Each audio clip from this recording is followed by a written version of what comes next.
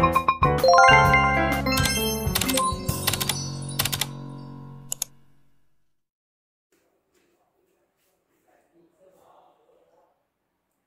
mga sisilab! This is Ann CL from Australia. So for today's video, nandito tayo sa Ann's Kitchen. So ang gagawin ko ngayon is magluluto ako ng Hainam chicken. But before that, please don't forget to subscribe, like, comment, share, and hit the notification bell para updated kayo sa susunod kong video. Tulad ng pagluluto, pag-organize, and everything na pwede kong i-share sa inyo. So, alam ko na yung iba na panood na yung pagluluto ko ng Hainam chicken. Pero sabi kasi ng iba na malabo daw yung video kasi hindi nila masyadong na-gets. So, uulitin ko siya ngayon. At least ngayon, medyo alam ko na na-clear yung video ko ngayon. So, ito yung mga recipe niya. Meron akong chicken breast, chicken stock, sesame oil, salt and pepper. Meron akong ginger, garlic, at saka onion leeks. And meron akong cucumber para sa side dish. So, ang ginawa ko lang dito sa chicken breast, binalawan ko siya ng maayos. Habang binabalawan ko siya, minamassage ko siya ng salt. Hanggang sa pumuti yung chicken, luminis. Maalis yung dilaw-dilaw, di ba? Yung sa skin niya may dilaw-dilaw. So, after ko siya bugasan, ay nanok siya ng tissue para matanggal yung excess water niya para dry talaga siya. Tapos minarinate ko siya ng sesame oil, salt and pepper. I-massage nyo siya hanggang sa kumapit yung amoy. And then iwan nyo amoy at lasa niya kasi mabango tong sesame oil. So tapos yung gawin yun, iwan nyo lang siya ng mga 15 to 20 minutes. Mas matagal, mas maganda para mas kapit yung lasa niya. And then, meron din ako ditong 4 cups of rice. Eto siya. Binanlawan ko na siya para hindi pa putol-putol yung video natin. Naka-prepare na lahat siya. Meron din ako ditong water. So, ang gagawin lang natin, dahil na-marinate ko na itong chicken kanina, in advance ko na para hindi masyadong mahaba yung video natin, para hindi kayo maumay. So, meron nga ako ditong 4 cups of water. So, ang gagawin ko, yung 4 cups of water is equivalent to meron ako ditong 4 cups of rice, hindi water. So, ang equivalent nito is 6 cups of water. So, instead of water, yung iba, gagawin ko siya ng chicken stock, yung iba water. Depende kasi, natira na lang itong chicken stock na to eh. Kailangan 6 dahil 4 cups itong water ko. Ay, rice ko pala. Mali-mali ako. 1, 2. Yun lang ang laman ng chicken stock ko. 2, 3, 4, 5. Kulang pa ng konti. Dagdagan natin ng water. 6. So, eto na yung rice natin. Lalagyan lang natin ng konting pepper. Yan. Nakikita nyo? Tapos, meron ako ditong onion leeks na kinat ko ng ganito. Kasi tatappings nyo siya dito sa taas ng rice nyo.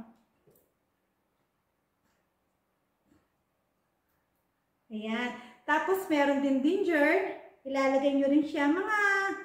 Depende sa inyo kasi mahal ang ginger dito. So, hindi masyado. 2, 3, 4 slice na ginger. Tapos, garlic din. 1, 2, 3, 4, 5. 5 ang gusto ko. Ayan.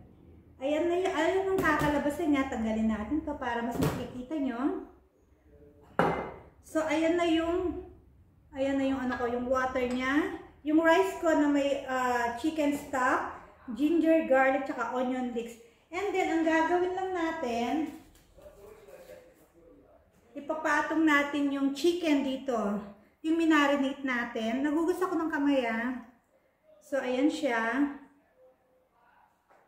Yung skin dapat nasa taas Ayan. Ipapatong lang natin yun dyan.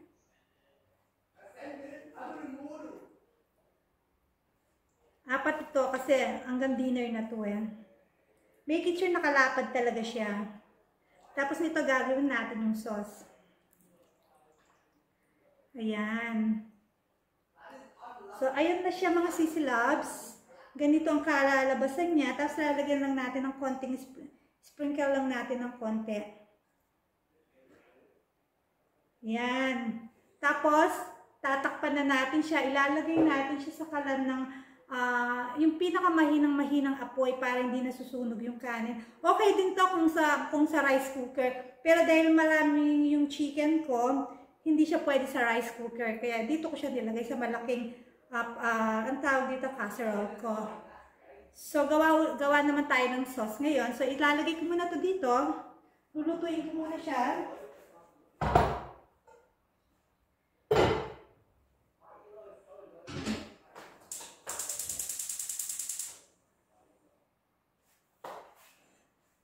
So, hinina ko siya mainang apoy. And then, meron ako dito yung kinat kong onion leeks. Tapos yung tirang ginger at saka ng garlic. So, pwede naman tong kung wala kayong grinder, yung pangkiskisan niyan, yung ganito. Hindi ko alam sa ano ba to? Ito ba? Pwede nyo siyang scrape ng ganyan. Pero ako, gusto ko ng madaling trabaho. So, ilalagay ko lang siya lahat dito.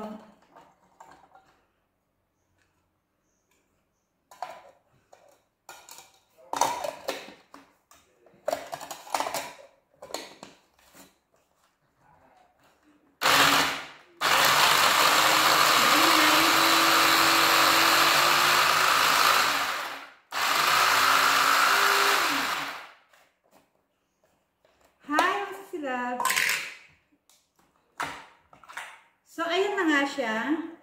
Garlic and garlic and ginger.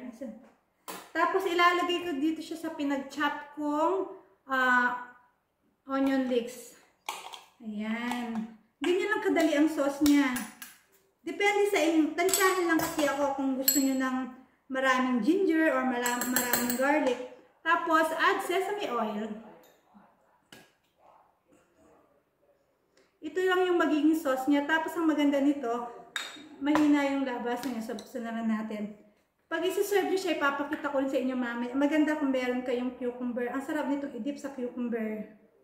So, ito na yung magiging sauce ng Hainam chicken natin. Kunti pa. Napakabango ng ng sesame oil, mga sisi loves. So, ayun na yung sauce natin, di ba? So, lalagyan lang natin ng konting salt.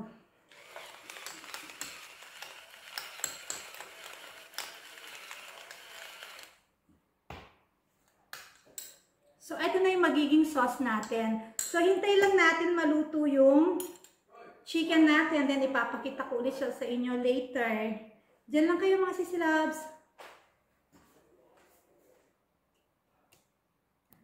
So, mga sisi love, ganito na siya. Ayan na siya. O, diba? Ganyan ang magiging itsura niya. Diba? Patutuyin lang natin siya.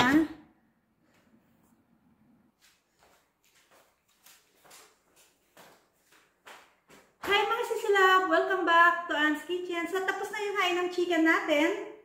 Mag-gloves muna tayo. Kakain na yung mga boys ko. Taran! Eto na siya. Nakikita niyo ba? Ayan, o. Diba umuusok pa? Bagong luto yan. So, sana nakikita nyo, no? Kain tayo. Ayan na siya, mga sisi loves, o. Ito na yung itsura na yung chicken natin. Ayan. So, ang gagawin natin, kukunin natin, o, diba? Ayan yung chicken natin. Tapos, tatanggalin lang natin yung mga nilagay natin, mga ginger, garlics. Siyempre, baka makain ng anak natin. Tapos, ayan na yung rice niya, oh. Sasandok na tayo ng food nila. Tanggalin natin yung mga ginger.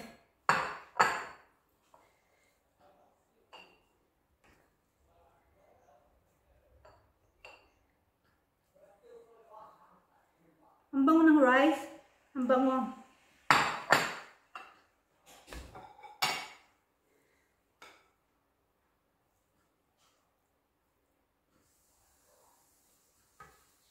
Nakikita niyo mga sisilab? Ang bilis lang ng pagluluto, no? Tapos, i-slice ko lang siya. Ganito ko siya i-serve. Ay, ang lambot niya.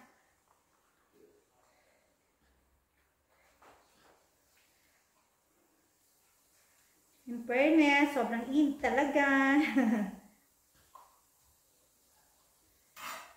So, itatap ko lang sa rice ng mga anak ko. Ganyan.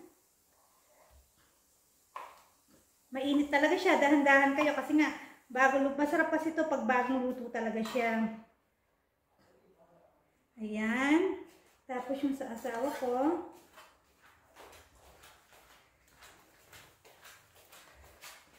Naka-live tayo, tsaka naka-content tayo, di ba?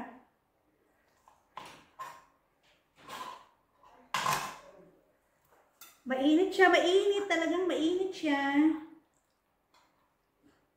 Tapos maglalagay lang tayo ng cucumber sa side.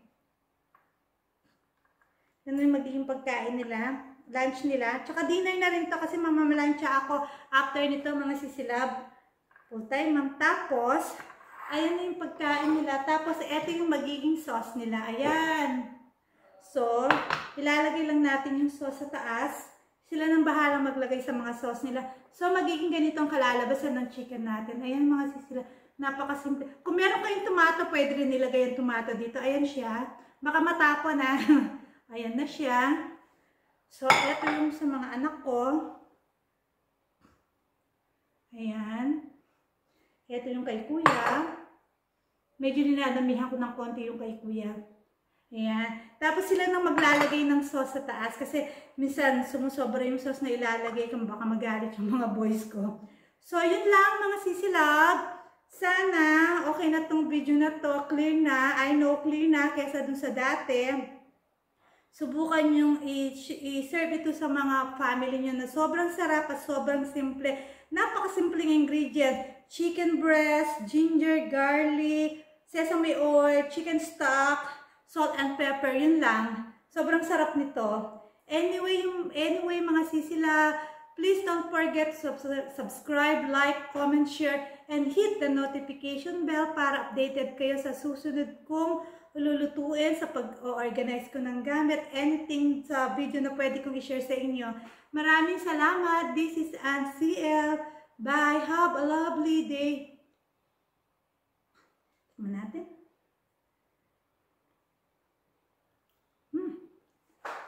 Sarap.